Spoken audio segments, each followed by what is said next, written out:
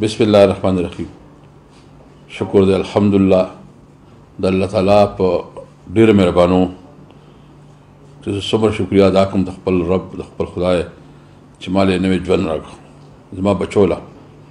او خدای پاک موږ نن واپس چرسیاتیا کو د الله تعالی شکریا ادا کوم د الله تعالی مخکې سر سجود یم بیا د خپل قوم چې سوره مینه محبت وکړو سوره اخلاص وکړو او سوره په اخلاص باندې چې مال پر دواګانې وکړي زه د یو کس شکریا ادا کوم زه په دې موقع باندې ډېر مختصر خبره کوم نمبر 1 خبرداره چې ما سره چا زیاتې کړې ما ټول معاف کړي د الله تعالی لپاره دویمه خبرداره که زمانه څه کوتاهي شوي زه ټول د خپلو کوتاهیو لپاره چېر معذرت غواړم څلورم دا چې زه دا ګڼم چې دا دنیا هېڅ شی نه دی او دې چې هر څومره غټې ودي خو د ټول نه اهم دا دی چې ته د هغې ودي نه کار څه اخلې د خپلو خلکو لپاره د خپل قوم لپاره د خپل وطن لپاره زما دا مخکې میشن او زما بیا هم دا میشني چې زه به د خپلو خلکو لپاره کار کوم د خپل قوم لپاره به کار کوم زه د کرایسس کې چې کوم تکلیف او کوم کرب نه تېر شوم ما ته دغه احساس دی زما فیملی ته دغه احساس دی چې زما بچي زما کور څومره مشکل او کوم تکلیف تېر شو خو دا خبره دا د احساس دپاره وه الله تعالی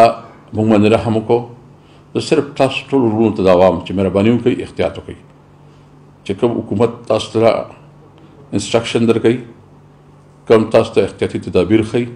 او ډاکټران په هغې باندې عمل درآمد وکړي ما ته د دې خبرو مې احساس دی چې لاکډاون دی د هغې په وجه مشکلات هم ډېر جوړ شوي دي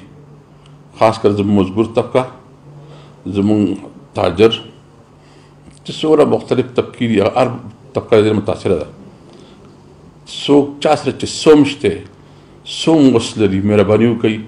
د بل محتاج ورور امداد وکړئ دې کې هغه سپین روبي خلک چې هغوی سره پیسې هم وي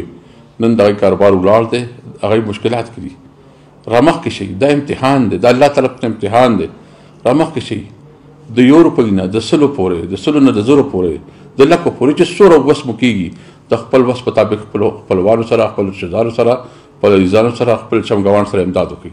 سپورټ وکړئ په لاکډاون کې خپله کمیونټي خپل ملک خپل عوام سپورټ کوي دا د الله امتحان دی یاد لرئ الله زموږ امتحان دي او زموږ دا یقین دی چې د دې امتحان کې به خدای پاک زموږ پاکستاني قوم سرخرو کوي راځئ چې د پاکستاني قوم په حیثیت باندې موږ ټول یو موټی شو یووالی وکړو اتحاد او اتفاق وکړو د غربت خلاف د جهالت خلاف د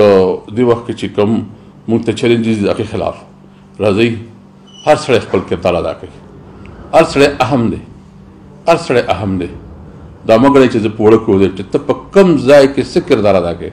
که ته استاد یې که ته سټوډنټ یې که ته مزدور یې که ته کاشکار یې که ته ژوند که ته صحافي که ته هرې شعبې سره